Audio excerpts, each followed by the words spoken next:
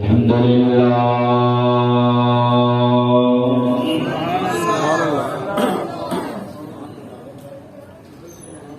الحمد لله رب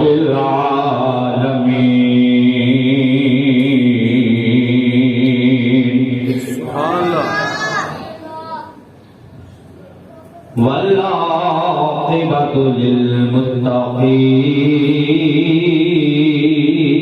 للمتقين والصلاة والسلام على سيد الأنبياء والمرسلين وأصحابه الهادين المهديين وعلى آله الطيبين الطاهرين وأولياء ملته وعلماء أمته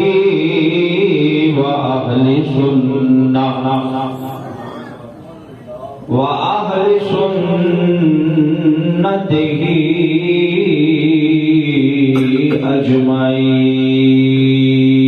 أجمعين أما بعد فأعوذ بالله من الشيطان الرجيم بسم الله الرحمن الرحيم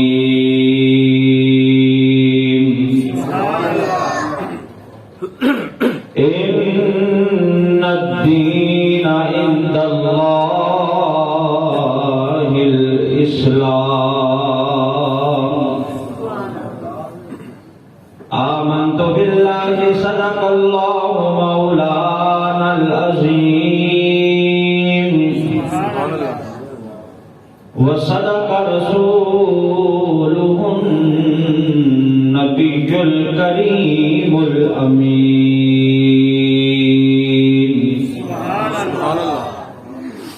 الصلاة والسلام عليك يا رسول الله وعلى آلك وأصحابك يا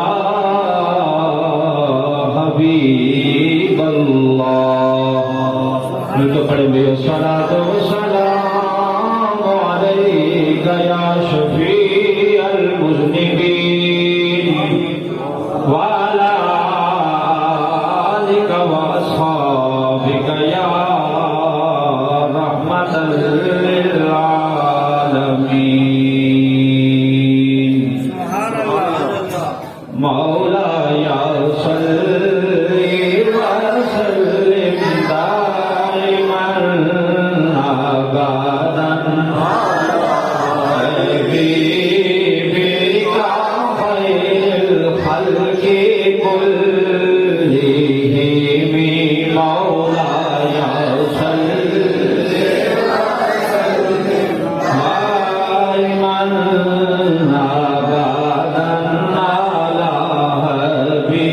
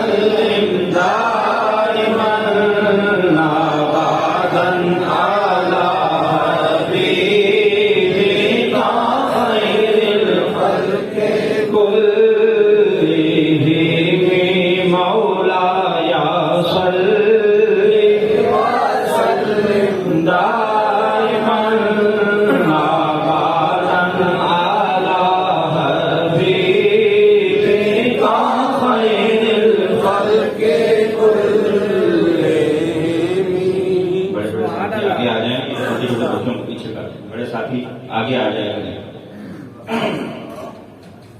معزز و محترم سامعین حضرات، آج جس عنوان کے تحت گفتگو ہوگی وہ تاریخ کا ایک سیاہ باب ہے، یعنی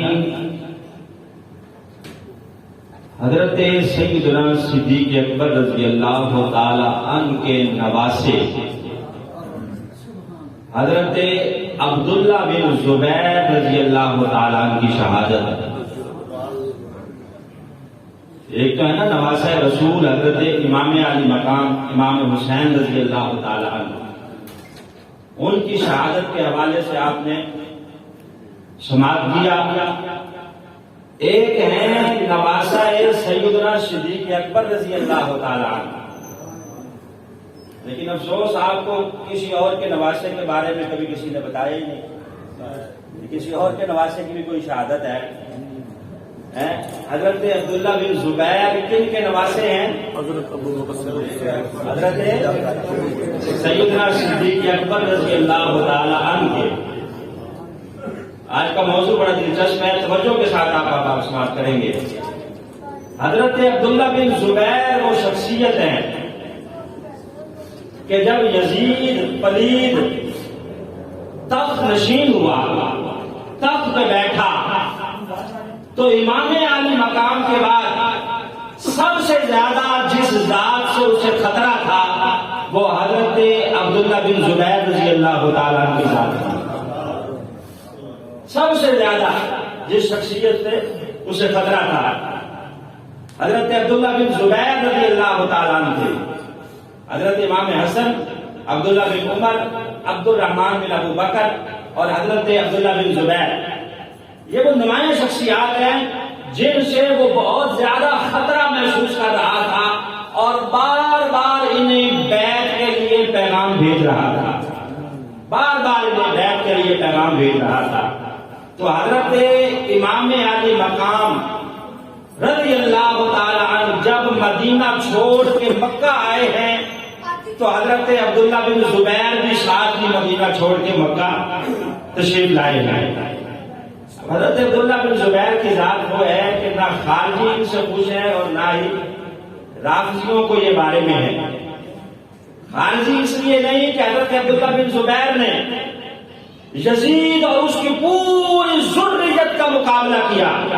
حجاج بن یوسف کے زمانے تک سن 73 ہجری تک حضرت عبداللہ بن زبیر ڈٹے رہے یزیدیوں کے مقابلے میں، یہاں تک کہ حرم مکہ میں پتھر برسا کے حضرت عبداللہ بن زبیر کو شہید کیا گیا.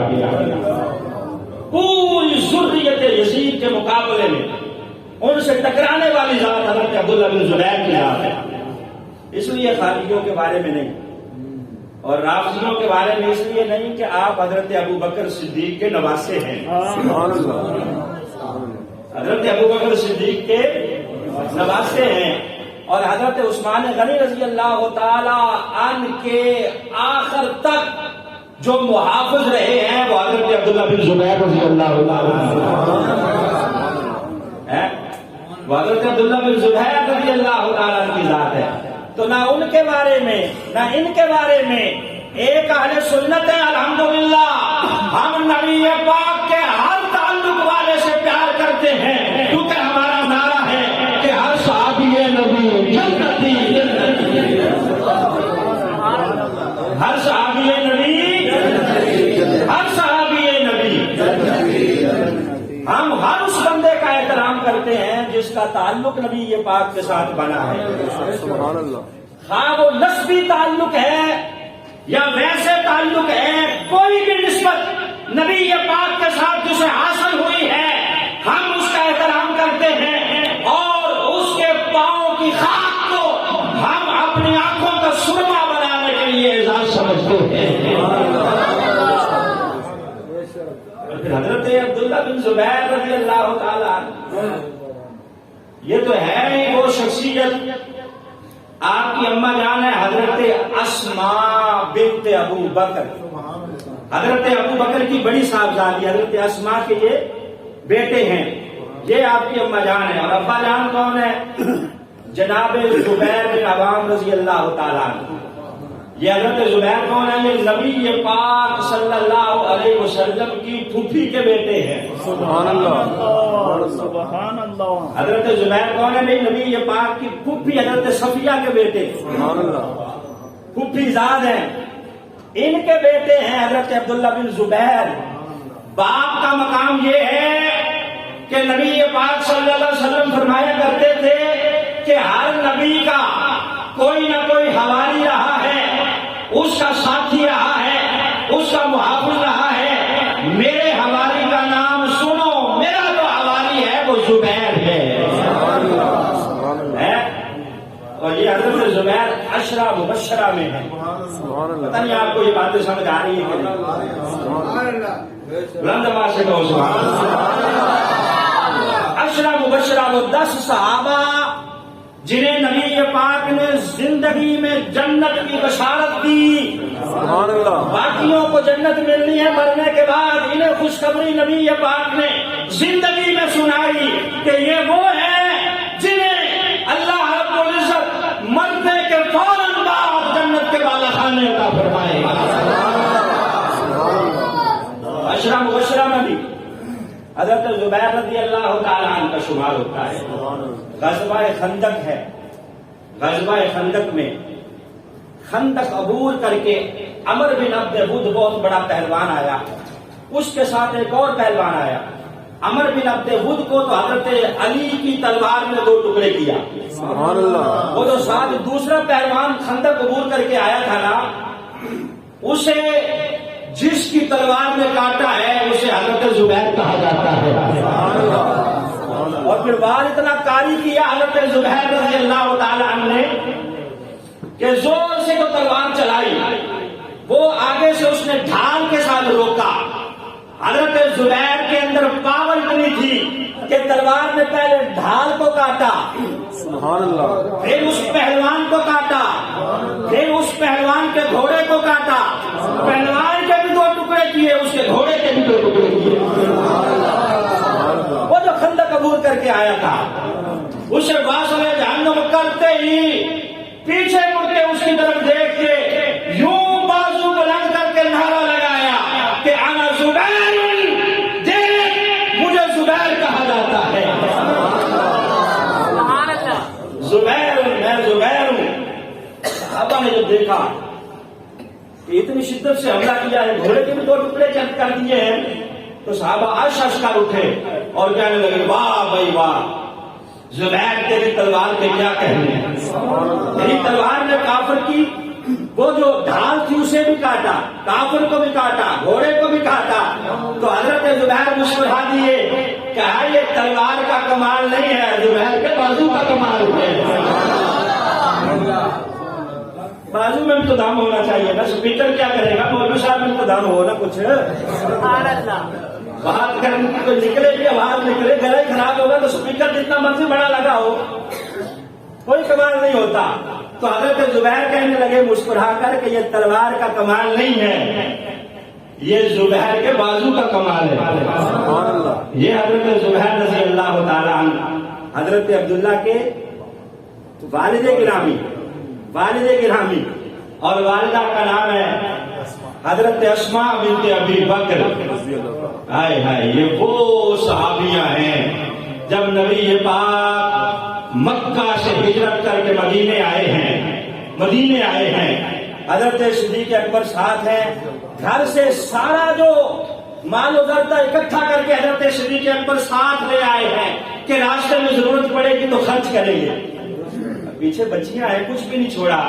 تو حضرت صدیق اکبر کے ابا جان ابو قحافہ آئے، آ کے اپنی پوتیوں سے کہنے لگے کہاں گئے ہیں تمہارے ابا؟ مجھے پتا تھا گھر میں کچھ نہیں چھوڑ کے گئے ہوں گے، سب کچھ لے گئے نا ساتھ ہی، مجھے پہلے پتا تھا.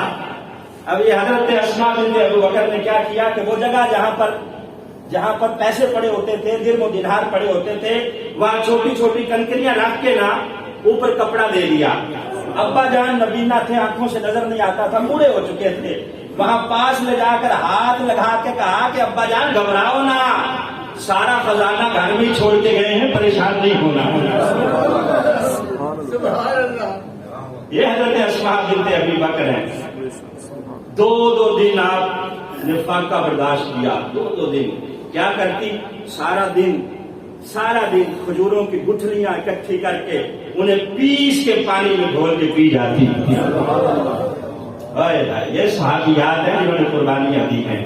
اور پھر غار کے اندر جتنا دن نبی پاک نے قیام کیا ہے، وہاں غار میں نبی پاک کو اور حضرت صدیق اکبر کو جو کھانا پہنچاتی رہی ہے وہ بھی حضرت اسماء بنت ابی بکر ہے۔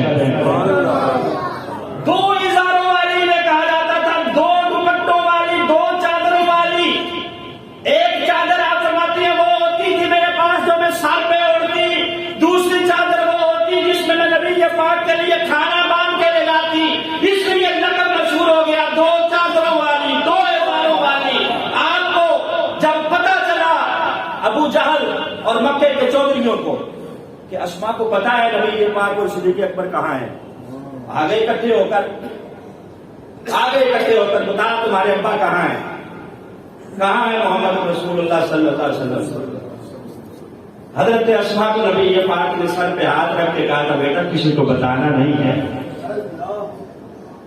جب آپ نے نہ بتایا تو لگا مارنے، ابو جہل ظلم کرنے، تشدد کرنے، زور سے تماچا جو مارا، نوجوان بچی ہیں، زور سے تماچا جو مارا آپ کے منہ پر تو آپ کا سر جا کے نکیلے پتھر پہ لگا، خون جاری ہو گیا، منہ مبارک سوجا ہوا ہے۔ اگلے دن جب کھانا لے کے غار میں پہنچی ہیں، بتایا پھر بھی نہیں ہے، کہا تم سمجھتے ہو کہ تمہارا بالا کسی کمزور خاتون سے پڑا ہے، تم تو چند چاوڑی اکٹھے ہو کے آئے ہو، سارے کفار مکہ بھی آ جاؤ، رب کعبہ کی قسم ہے نہ اپنے ابا کی خبر دوں گی نہ نبی پاک کی خبر دوں گی۔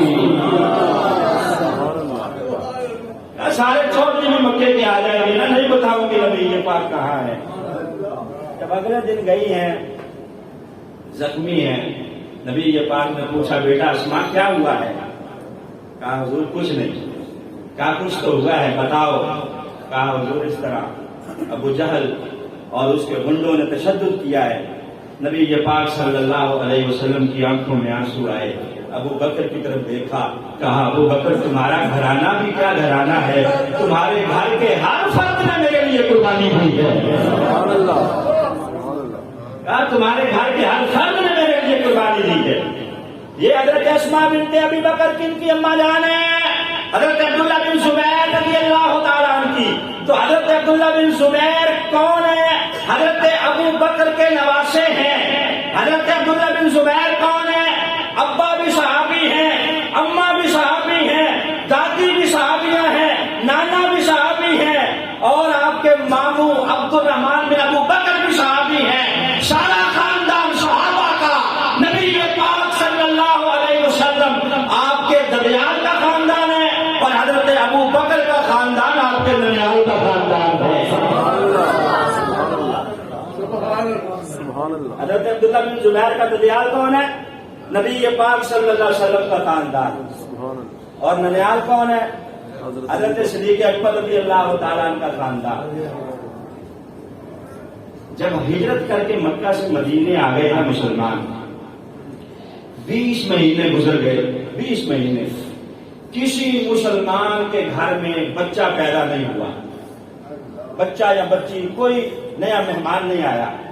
اب یہودی جو ہے وہ خوش ہوئے اور اعلان کرنے لگے کہ دیکھو ہم نے ان پہ جادو کر دیا ہے، جادو کر دیا ہے، ہم نے ان کی نسل کو باندھ دیا ہے، لہذا مسلمانوں کی نسل ختم ہو جائے گی، ان کے ہاں کوئی نیا بچہ پیدا نہیں ہو رہا اور نہ ہی ہوگا، کیونکہ ہم نے جادو کر دیا ہے۔ تو ہجرت کر کے مدینے آنے کے بعد جو سب سے پہلا بچہ پیدا ہوا ہے اسے عبداللہ بن زبیر کہا جاتا ہے۔ وہ واقعہ بھی بڑا عجیب واقعہ ہے۔ کب پیدا ہوا؟ آپ کی اماں جان آ رہی ہیں مکے سے ہجرت کر کے مدینے، بعد میں جب نبی پاک کی تشریف لے گئے، صحابہ چلے گئے، تو حضرت اسماء بھی چلی، وہاں سے مقام قباء پہ پہنچی، مدینے سے تھوڑا باہر قباء کی بستی ہے، وہاں حضرت عبداللہ بن زبیر پیدا ہوئے جو ہوئے تو سارے صحابہ نے خوشی سے نعرے بلند کیے، نعرے تکبیر بلند ہوا۔ روایات میں آتا ہے کہ پورا مدینہ گونج اٹھا، کیونکہ اللہ نے مسلمانوں کو خوشی عطا فرمائی ہے۔ یہودی لوگ کہتے تھے کہ بچہ پیدا نہیں ہوگا، ان کی بات جھوٹ ہوئی۔ حضرت ابوبکر نے اپنے نواسے کو یوں ہاتھوں میں اٹھایا، چاند جیسا بچہ اٹھا کے سارے صحابہ پیچھے ہیں، مدینے کی گلیوں میں گھوم رہے ہیں اور گھما کے اس بچے کو نعرہ تکبیر اور نعرہ رسالت بلند کر رہے ہیں کہ دیکھو یہودیوں، تم کہتے تھے کہ ہمارے یہاں بچہ کوئی نہیں آئے گا، اللہ نے چاند جیسا بیٹا عطا کیا ہے۔ نعرہ تکبیر، نعرہ رسالت، نعرہ رسالت، نعرہ تحقیق۔ اللہ نے چاند جیسا بیٹا، پہلا بچہ جو پیدا ہوا مدینے میں ہجرت کے بعد، اول مولود وہ کون ہے؟ حضرت عبداللہ بن زبیر، زبیر ان کے ابا کا نام ہے، حضرت عبداللہ بن زبیر ابن زبیر۔ حضرت عبداللہ وہ پہلے بچہ ہے، پہلا بچہ ہے جو مدینہ میں پیدا ہوا ہے، مسلمانوں کے ہونٹوں پہ تبسم آیا ہے اور پورا مدینہ نعرہ تکبیر سے گونج اٹھا ہے۔ اب آپ دیکھیں کہ والدہ نے وہاں قباء کی بستی سے بچے کو بھیجا کہ جاؤ نبی پاک کے پاس لے جاؤ۔ رسالت پاک صلی اللہ علیہ وسلم کی خدمت میں لایا گیا، عرض کی گئی حضور گھٹی آپ عطا فرمائے، گھٹی آپ عطا فرمائے۔ گھٹی بعد میں دے گی، پہلے بچے کے کان میں اذان دی جاتی ہے، ابوبکر تم آؤ اذان پڑھو، کہا پہلے اذان پڑھی جائے گی، ابوبکر تم آؤ اذان پڑھو۔ حضرت ابوبکر نے اذان پڑھی، نبی پاک نے کھجور اپنے منہ مبارک میں چبا کر نرم کر کے اس بچے کو گھٹی عطا فرمائی۔ اب کسی کو گھٹی نانا دیتا ہے، کسی کو دادا، کسی کو ماموں، کسی کو ابا جان، کسی کو اما جان۔ وہ بچہ کتنا خوش نصیب ہے جس کے پیٹ میں پہلی خوراک گئی ہے تو نبی پاک کا لعاب دہن گیا ہے۔ حضرت اسما کہا کرتی تھی کہ میرا بچہ وہ ہے کہ جس کے پیٹ میں پہلی خوراک گئی ہے تو نبی پاک کا لعاب دہن گیا ہے۔ یہ لعاب دہن مبارک کی برکت تھی کہ اللہ نے علم بھی آپ کو کمال عطا فرمایا، بہادری بھی آپ کو کمال عطا فرمائی، شجاعت بھی آپ کو کمال عطا فرمائی، اور عبادت میں بھی آپ کا کوئی ثانی نہیں تھا، اور خطابت جب آپ کرتے تھے، تقریر کرتے تھے تو سامعین پہ وزن طاری ہو جاتا تھا۔ ایسی تقریر کرتے تھے کہ لوگ محو ہو کے، خاموش ہو کے ایسے بیٹھے ہوتے تھے کہ جس طرح مردے میں لکڑیاں پڑی ہیں۔ جب بھی آپ خطاب کرتے تھے دنیا اشش کر اٹھتی تھی۔ لکھا ہے مؤرخین نے کہ یہ سارا کمال نبی پاک کے لعاب دہن کا تھا، سارا نبی پاک صلی اللہ علیہ وسلم کے لعاب دہن کا کمال تھا۔ صرف لعاب دہن کا ہی کمال نہیں ہے، بلکہ رسالت میں آپ صلی اللہ علیہ وسلم نے پچھنے لگوائے تھے۔ پچھنے اس وقت کا ایک طریقہ علاج ہوتا تھا، کوئی بیمار ہو جاتا تو پچھنے لگوائے جاتے۔ جس طرح آج کل حجامہ ہے، حجامہ کے آپ بہت زیادہ کلینک دیکھتے ہیں کہ حجامہ یہاں کیا جاتا ہے۔ حجامہ کا مطلب ہے کہ متاثرہ جگہ سے خون نکالا جاتا ہے، کوئی چیز لگا کر یا ٹیکے کے ذریعے یا کوئی چیز لگا کر وہاں سے خون نکال کر یا اس کو پھینک دیا جاتا ہے۔ جیسے ہی اس جگہ سے خون نکلتا ہے تو بندہ اپنے آپ کو حشاش بشاش محسوس کرتا ہے۔ آج کل اس کا جدید جو طریقہ ہے وہ حجامہ ہے۔ پہلے پچھنا ہوتا تھا، پچھنے لگوائے جاتے تھے۔ نبی پاک صلی اللہ علیہ وسلم نے پچھنے لگوائے، خون مبارک سرکار نے کٹورے میں، ایک کٹورے میں ڈال کر بلایا حضرت عبداللہ بن زبیر کو، بیٹا ادھر آؤ۔ اب آپ نوخیز نوجوان ہیں، ادھر آؤ بیٹا۔ حضرت عبداللہ بن زبیر آگے کہا بیٹا یہ میرا خون لے جاؤ، لے جا کے وہاں ڈالاؤ جہاں کسی کے پاؤں نہ پڑے، احتیاط سے سائڈ میں کہیں ڈالاؤ کہ کسی کے پاؤں نہ پڑے۔ اب حضرت عبداللہ بن زبیر رضی اللہ تعالیٰ عنہ لے گئے، باہر لے جا کر تھوڑی دیر کے بعد واپس آ گئے۔ نبی پاک صلی اللہ علیہ وسلم مسکرا رہے ہیں، بیٹا ڈال آئے سائڈ پر؟ کہا حضور جی۔ کہا لگتا ہے پی آئے ہو۔ سبحان اللہ، نبی پاک صلی اللہ علیہ وسلم نے فرمایا بیٹا لگتا ہے پی آئے ہو۔ انہوں نے پہلے کہا کہ حضور وہاں ڈال آیا ہوں جہاں کسی کے قلم تو کیا کسی کی نظر بھی نہیں پڑے گی۔ نبی پاک نے پی آئے۔ اب آپ مجھے یہ بتائیں کہ انسان کا خون حرام ہے کہ حلال ہے؟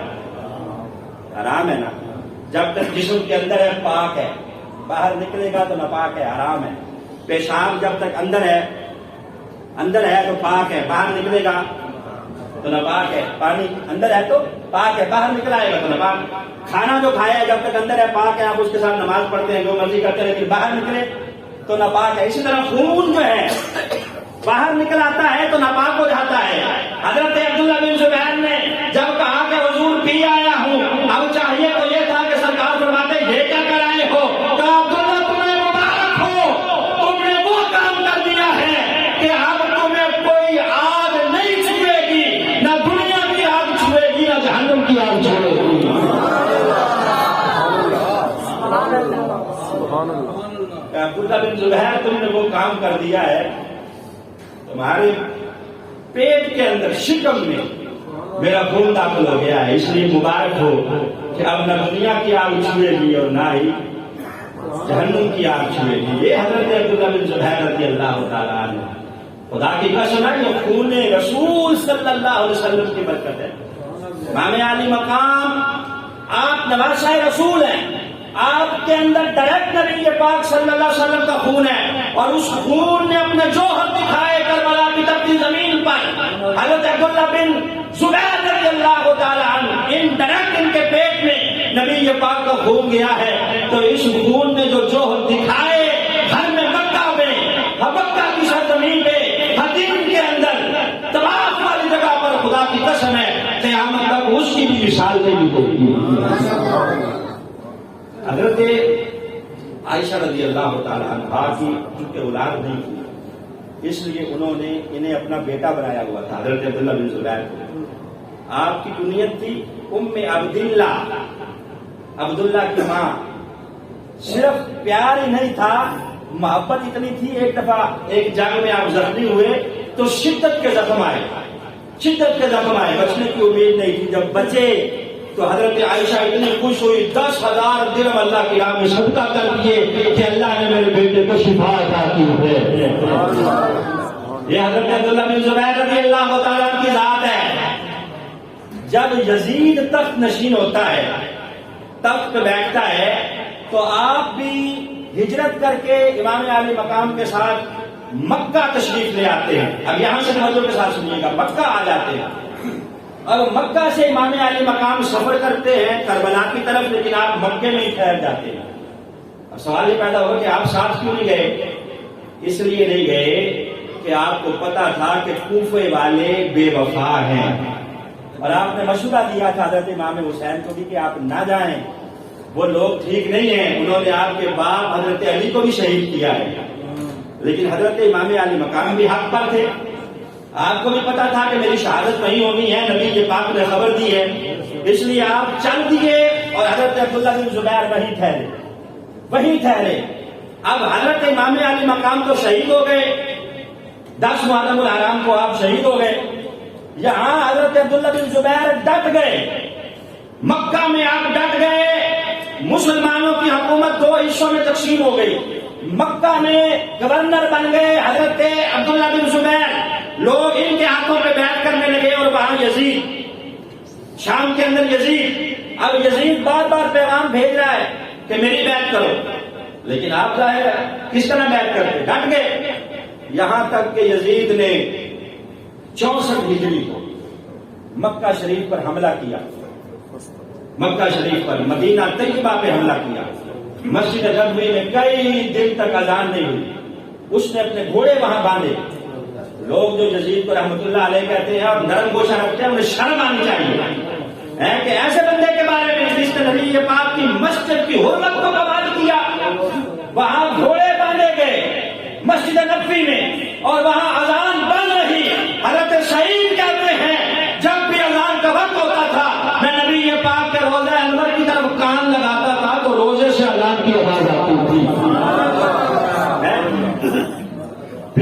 شریف پر اس نے پتھر برسائے. حضرت عبداللہ بن زبیر رضی اللہ تعالیٰ آپ حرم مکہ میں عبادت گزار ہیں، عبادت کر رہے ہیں. اس وقت منجنیق ہوتی تھی. آج کل تو یہ توپیں ہیں نا بم برسانے کے لیے، اس وقت ہوتی تھی منجنیق. جس طرح آپ سمجھیں کہ گلیل ہوتی ہے، اسی طرح کی ایک بڑی چیز لگا دی جاتی، اس سے کھینچ کے پتھر برسائے جاتے. اس منجنیق کے ساتھ اللہ کے گھر پہ پتھر برسائے گئے. کس کے حکم پر؟ یزید کے حکم پر. حسین بن نمیر اس کی فوج کا سپہ سالار ہے. اللہ کی کرنی یہ ہوئی کہ 64 ہجری کو شام سے خبر آ گئی کہ یزید کلنگ کی مرض میں ایڑیاں رگڑ رگڑ کے واسطے جہنم ہو گیا ہے. ادھر اس کی فوج لڑ رہی ہے، ادھر خبر آ گئی کہ یزید واسطے جہنم آ گیا، ہو گیا. وہ وقت آ گیا جو ہر ظالم پہ بھی آنا ہے اور ہر شریف آدمی پہ بھی آنا ہے. جب اس فوج کے سپہ سالار کو، فوجیوں کو پتا چلا کہ ہمارا تو جو بڑا ہے، جو حکمران ہے، وہ مارا گیا ہے، تو اب ہم یہاں لڑ کے کیا کریں گے؟ تو اب انہوں نے پسپائی اختیار کی اور یہاں سے بھاگے. حضرت عبداللہ بن زبیر نے اس سپہ سالار سے کہا کہ جاؤ، تمہارا سب سے بڑا طاغوت مارا گیا ہے. طاغوت کہتے ہیں شیطانی طاقت کو، کہ تمہاری وہ شیطانی طاقت مر گئی ہے جس کے پیچھے لگ کے تم اللہ کے گھر کی حرمت کو بوال کر رہے تھے. اب انہوں نے یہاں سے پسپائی اختیار کی، واپس پلٹے، لوٹے. اللہ رب العزت نے فتح عطا فرمائی. سن 64 ہجری ہے. حضرت عبداللہ بن زبیر کے قدم مزید جم گئے. مکہ شریف میں آپ نے جو ہے وہ اپنی گورنری اور اپنی حکمرانی قائم کی. لوگوں نے آپ کے ہاتھوں پہ بیعت کی. ہوا یہ یزید کے مرنے کے بعد اس کا بیٹا معاویہ بن یزید تخت نشین ہوا. یزید کے ابا کا نام بھی معاویہ تھا، حضرت معاویہ رضی اللہ تعالیٰ عنہ، اور اس کے بیٹے کا نام بھی معاویہ تھا. یہ بیٹھا تخت پر. اس کو جو بیٹھے ابھی چند ہی دن گزرے تھے، اس نے کہا کہ میں اس تخت پہ نہیں بیٹھوں گا جو میرے ابا نے نبی پاک کے نواسے کو شہید کر کے حاصل کیا ہے. جب بھی میں بیٹھتا ہوں یہاں سے خون رسول کی خوشبو آتی ہے. اب اس نے وہ تخت چھوڑا، اپنے آپ کو کمرے میں بند کر لیا، یہاں تک کہ کچھ ہی دنوں کے بعد یہ فوت ہو گیا.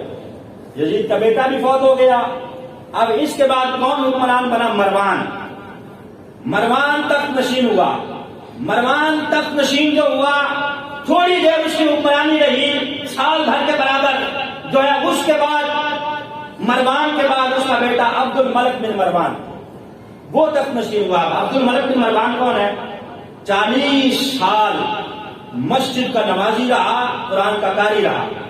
40 سال تک نمازیں پڑھتا رہا. اسی لیے کہا جاتا ہے کہ بندے کی نماز دیکھ کے نا اندازہ لگاؤ کہ یہ کتنا شریف ہے یا کتنا نیک ہے. اندر کے حال اللہ جانتا ہے. ایسے ایسے نمازی بھی دیکھے ہیں کہ جو نماز بھی نہیں چھوڑتے لیکن برا کام بھی کوئی نہیں چھوڑتے. تسبیح بھی ساتھ ساتھ جاری رہتی ہے اور لوگوں کو ڈنگ مارنے سے بھی باز نہیں آتے. تو یہ جو تھا عبد الملک بن مروان، 40 سال تک مسجد میں جو ہے اس نے گزارے. مسجد میں جب اس کو پتا چلا کہ میرے ابا مروان کا انتقال ہو گیا اور اب میں حکمران بننے والا ہوں، تو یہ مسجد میں بیٹھا قرآن پڑھ رہا تھا. کسی نے آگے خبر دی کہ تمہارا ابا فوت ہو گیا اور تم تخت نشین ہونے والے ہو. اس نے وہی قرآن بند کیا اور ساتھ ہی قرآن کو مخاطب کر کے کہنے لگا کہ لو، اب تیری اور میری جدائی کا وقت آ گیا. اب تیرا رستہ دوسرا اور میرا رستہ دوسرا ہے. اب تیرے اور میرے رستے جدا ہو گئے ہیں. تخت نشین ہوتے ہی اس نے وہ ظلم و بربریت کے بازار گرم کیے کہ اللہ کی پناہ ہر وقت شراب کے نشے میں دھت رہتا، شراب پیتا، شراب کے نشے میں دھت رہتا. حضرت ام دردہ مسجد میں بیٹھی ہیں، یہ بھی آ گیا. حضرت ام دردہ نے اس کو دیکھ کے کہا کہ وہ ظالمہ شراب پینا شروع کر دی ہے. کہنے لگا اماں جی شراب بھی نہیں پیتا، میں خون بھی پیتا ہوں. اتنا ظالم آدمی ہے. اس کے بارے میں لکھا گیا ہے کہ اس کے باقی گناہ اپنی جگہ، سب سے بڑا اس کا گناہ یہ ہے کہ اس نے حجاج بن یوسف جیسے ظالم آدمی کو مقرر کیا، اپنا گورنر بنایا حجاج بن یوسف کو. اور حجاج بن یوسف وہ ہے تاریخ میں اس کے سیاہ کارنامے لکھے ہوئے ہیں. اتنا ظالم آدمی کہ اس نے 1,20,000 مسلمانوں کو ناحق قتل کیا، جس میں تابعین بھی تھے، صحابہ بھی تھے. ناحق مسلمانوں کا خون بہایا. کس لیے کہ لوگ اس کے مقابلے میں کھڑے ہو جاتے ہیں. بات نہیں مانتے تھے. حضرت عبداللہ بن زبیر رضی اللہ تعالیٰ عنہ ڈٹے ہوئے تھے, تو اس لیے ان کے خلاف لوگوں کا خون بہایا گیا. 1,20,000 سے زائد تابعین, صحابہ اور مسلمانوں کی خون ریزی ہوئی. حضرت عمر بن عبدالعزیز کہتے ہیں کہ یہ اتنا بدبخت بندہ ہے کہ قیامت کے دن اگر مقابلہ ہوا نا خبیث لوگوں کا, بدبختوں کا, تو ہم جیت جائیں گے. اگر امتوں میں یہ مقابلہ ہوا کہ سب سے بڑا خبیث کون ہے, تو حضرت عمر بن عبدالعزیز کہا کرتے تھے کہ ہم اس کو کھڑا کر دیں گے, یہ سب سے بڑا ساری امتوں سے زیادہ ناپاک بندہ یہ ہے, ہم جیت جائیں گے, کیونکہ اس سے زیادہ کائنات کے اوپر کوئی بدبخت بندہ نہیں تھا. حجاج بن یوسف اس کے سیاہ کارنامے تاریخ کے اور آپ پہ لکھے ہوئے ہیں کہ کس طرح اس نے پھر 40,000 کا لشکر لے کے دوبارہ سن 73 ہجری میں دوبارہ مکے پہ حملہ کیا اللہ کے گھر پہ. کس لیے؟ حضرت عبداللہ بن زبیر کے خلاف, انہیں بیعت کے لیے قائل کرنے کے لیے 40,000 کا لشکر لے کر دوبارہ جب اللہ کے گھر مکہ شریف پر اس نے حملہ کیا, تو اب حضرت عبداللہ بن زبیر رضی اللہ تعالیٰ عنہ کی ذات وہ ہے, ایک طرف تو ان کے سیاہ کارنامے, دوسری طرف حضرت عبداللہ بن زبیر وہ ہیں, ان کی اماں جان کہتی ہے کہ میرا بیٹا قرآن کا قاری ہے, مسجد کا نمازی ہے, یہاں تک کہ آپ نے ان کا لقب رکھا حمامت المسجد, مسجد کا کبوتر.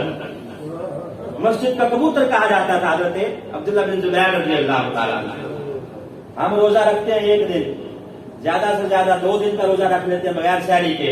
حضرت عبداللہ بن زبیر کے بارے میں آتا ہے کہ جمعے کو روزہ رکھتے, اگلے جمعے کو افطار کرتے, اگلے جمعے کو افطار کرتے, اتنے نمازی. اور جب آپ قیام میں کھڑے ہوتے, تابعین نے لکھا ہے کہ اس طرح کھڑے ہوتے جس طرح سوکھا درخت کھڑا ہے, سوکھا درخت جس طرح کھڑا ہو, نہ آپ ہلتے تھے نہ جلتے تھے, پوری رات قیام میں گزر جاتی. یہاں تک لکھا گیا کہ آپ نے اوقات مقرر کیے ہوئے تھے. حضرت عبداللہ بن زبیر نے ایک رات آپ رکوع کرتے, اگلی رات ایک رات قیام کرتے, اگلی رات رکوع کرتے, اس سے اگلی رات سجدہ کرتے, پوری رات. کہتے ہیں کہ ایک رات آپ نے رکوع میں ایسی گزاری کہ سورہ بقرہ بھی ختم. رکوع کیا صرف جھک کے قرآن پڑھ, نماز میں نہیں, ویسے جھک کر قرآن پڑھنے کے لیے آپ نے رکوع کیا. سورہ بقرہ بھی پڑھی, سورہ آل عمران پڑھی, سورہ نساء پڑھی, سورہ مائدہ, یہاں تک کہ 6 سپارے حضرت عبداللہ بن زبیر نے رکوع میں ختم کر دیے. ہم صرف 3 مرتبہ تسبیح پڑھ کے اس سے آگے نہیں جاتے. 21 مرتبہ تسبیح پڑھنی پڑ جائے رکوع میں تو لگ پتہ جاتا ہے. 6.25 سپارے رکوع میں جھک کے پڑھنا کوئی معمولی بات نہیں ہے. یقیناً یہ حضرت عبداللہ بن زبیر کا ہی کام ہے, یہ ان کا ہی جگر ہے, انہیں ہی اللہ نے یہ حوصلے عطا فرمائے تھے. اور کیوں عطا فرمائے تھے؟ تابعین نے لکھا ہے اس لیے عطا فرمائے تھے کہ ان کے شکم میں نبی پاک کا لعاب دہن بھی تھا اور سرکار کا خون مبارک بھی تھا. خون مبارک میں نبی پاک صلی اللہ علیہ وسلم کا انہوں نے نوش فرمایا تھا. اب ہوا یہ 73 ہجری کو حملہ ہوا, ہر طرف سے پتھروں کی بارش ہو رہی ہے. آپ اللہ کے گھر کے اندر محصور ہو کے رہ گئے ہیں. آپ کو عائزۃ اللہ کہا جاتا تھا کہ اللہ کے گھر میں پناہ لینے والا. اللہ کے گھر میں آپ نے پناہ لی ہوئی ہے, نہ اندر کھانا جا رہا ہے نہ پانی, صرف آب زمزم پہ گزارا ہے. 6 مہینے محاصرہ کیے رکھا, 6 مہینے.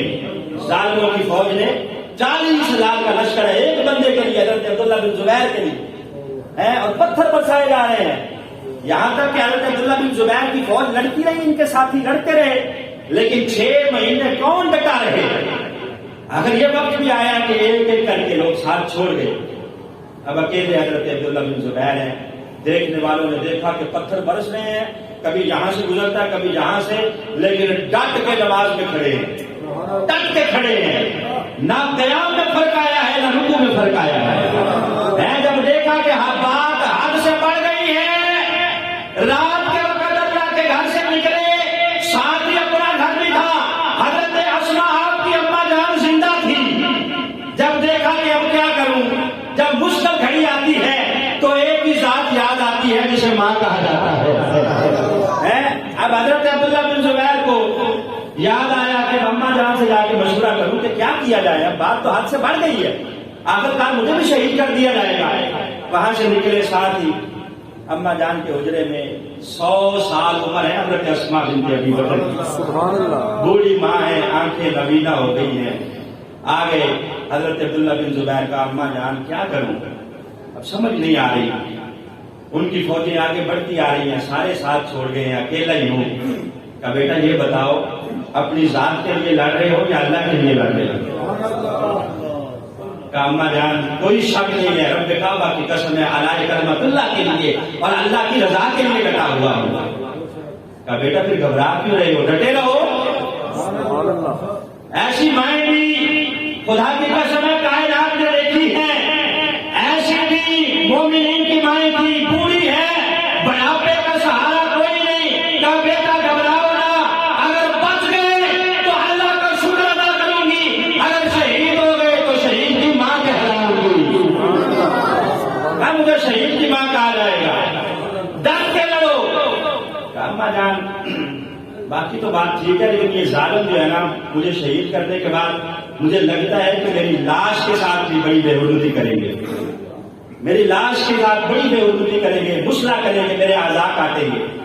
تو اس بوڑھی ماں نے کیا کہا، کہا بیٹا بکری کو صرف یہ فکر ہونا چاہیے کہ مجھے ذبح کر دیا جائے گا، ذبح کرنے کے بعد کسائی اس کی کھال یوں اتارے یا یوں اتارے، یہ اسے فکر نہیں ہونی چاہیے۔ یہ اس بوڑھی ماں کا جملہ سنو، کتنا حوصلہ دینے والا ہے۔ کہا تم بس یہ فکر کرو کہ شہید کر دیے جاؤ گے، شہید ہو جاؤ گے، اس کے بعد تمہارے اعضاء کاٹے، کھال اتارے یا لاش کو کھینچے، اس کی تمہیں فکر نہیں ہونی چاہیے، اللہ تمہیں جزا عطا فرمائے گا۔ اچھا اما جان، ہاں کہا اما چلو ٹھیک ہے، پھر میں شہید ہو جاؤں گا تو رو گی تو نہیں؟ کہا بیٹا کیا بات کر رہے ہو، خدا کی قسم ایک آنسو بھی نہیں آئے گا، ایک آنسو کا بیٹا آؤ مجھے ملو، آخری بار ملو اور مل کے جاؤ، جا کے ڈھک جاؤ۔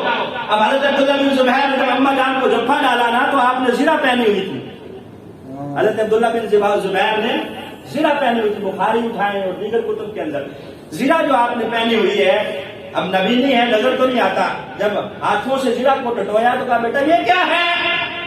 کہا اما یہ زرہ ہے جو دشمن کے وار کو روکنے کے لیے پہنی جاتی ہے۔ کہا بیٹا یہ جوانوں کو زیب نہیں دیتی، کہا مجاہدوں کو یہ زیب نہیں دیتی، شہید ہونے جا رہے ہو؟ کہا ہاں۔ کہا پھر اتارو اس کو، پھینکو، تمہارے جسم میں میرا لہو میرا خون ہے اور میں نے تمہیں دودھ پلایا ہے، اس لیے اسے اتار کے رکھ جاؤ، لوگ یہ نہ کہیں کہ اسما کا بیٹا اتنا بزدل تھا کہ میدان میں آیا ہے تو زرہ پہن کے آیا ہے۔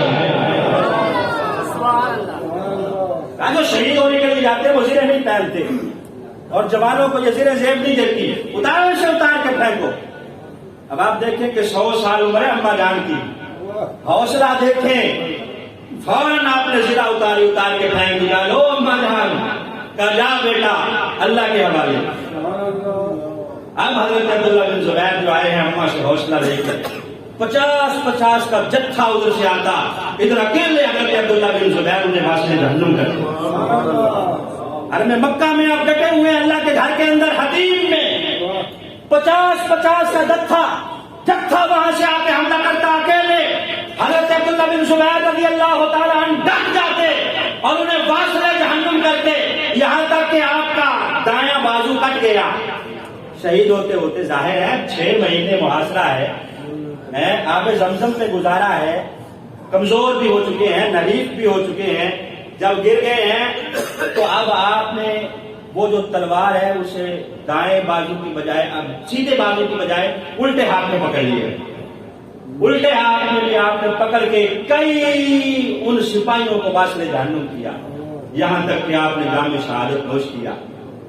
جام شہادت جو آپ نے نوش کیا تو آپ کی لاش کو وہیں حرم مکہ کے باہر جو قبرستان ہے وہاں اس کے باہر درخت کے ساتھ لٹکا دیا گیا، آپ کا سر مبارک کاٹ کے جو جسم ہے اسے لٹکا دیا گیا۔ 3 دن تک آپ کی لاش وہاں لٹکی رہی، کس کی؟ صدیق اکبر کے نواسے کی، نواسہ صدیق اکبر حضرت عبداللہ بن زبیر رضی اللہ تعالیٰ عنہ 3 دن ہو گئے لاش لٹکی ہوئی ہے. اب حجاج بن یوسف کہتا ہے ان کی اماں کو بلا کے لاؤ ذرا آ کے حال دیکھیں اپنے بیٹے کا, پتا چلے انہیں کہ کیا انجام ہوتا ہے ان کا جو ہمارے مقابلے میں آتے ہیں. اب بوڑھی ماں کو پیغام بھیجا گیا کہ تمہاری اماں تمہارے بیٹے کی لاش لٹکی ہوئی ذرا آؤ. اور حجاج بن یوسف نے کہا ہے کہ اگر نہیں آتی تو بالوں سے کھینچ کے لے جاؤ. اب بوڑھی اماں کہنے لگی نہیں جاتی, لے جاؤ کھینچ کے لے جا سکتے ہو. نہیں جاتی, اگر بالوں سے کھینچ کے لے جانے کی طاقت ہے تو لے جاؤ. انہوں نے بھی حیا کی, بوڑھی بھی تھی, صحابیہ بھی تھی. خیر آپ تھوڑی دیر کے بعد جب پہنچی لاش کے پاس, لاش لٹکی ہوئی ہے, آنکھوں سے نبینا ہو چکی ہے, تھوڑا تھوڑا نظر آتا ہے, یوں ہاتھ رکھ کے کہتی ہیں بیٹا میرے شاہ سوار, کیا ابھی تیرا سواری سے اترنے کا وقت نہیں آیا؟ ابھی تک سواری پہ چڑھا ہوا ہے, سواری سے اترنے کا وقت نہیں آیا. کیسا شاہ سوار ہے کہ ابھی تک سواری پہ لٹکا ہوا ہے. یوں دیکھ کے حوصلے کے ساتھ کھڑی ہے. ادھر حجاج بن یوسف آ کے کہتا ہے کہ اماں دیکھا کیا انجام ہوا ہے تمہارے بیٹے کا.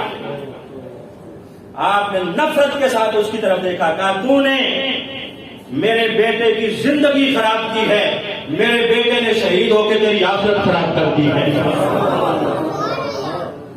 کیا جملہ کا بیوی کا ہے, کیا تو نے اس کی زندگی خراب کی ہے, اس نے شہید ہو کے تیری آخرت برباد کر دی ہے. اب حضرت عبداللہ بن زبیر رضی اللہ تعالیٰ عنہ کی لاش کو وہاں سے اتار کر یہودیوں کے قبرستان میں پھینک دیا گیا. بوڑھی اماں نے ساتھ لیا لوگوں کو, خود وہاں سے لاش اٹھائی, خود آپ نے غسل دیا اپنے بیٹے کو اور خود کفن دیا.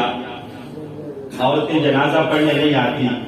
آپ کہنے لگی کہ عورتیں اس لیے نہیں آتی کہ ڈر جائیں گی, وہاں آہو بکا کریں گی, میں اپنے بیٹے کا جنازہ خود بھی پڑھوں گی.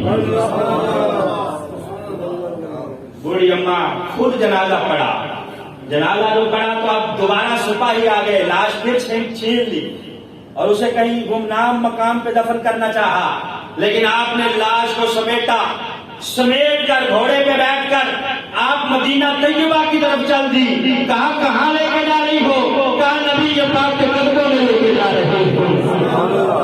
یہ حضرت عبداللہ بن زبیر رضی اللہ تعالیٰ عنہ ہیں کہ جنہوں نے یہ دردناک شہادت پائی ہے. اس لیے کہ یزید اور اس کے حواریوں کے ہاتھوں میں ہاتھ نہیں دیا, ڈٹ گئے ہیں, آخر تک مکہ میں رہ کے اللہ کے گھر میں مقابلہ کیا ہے.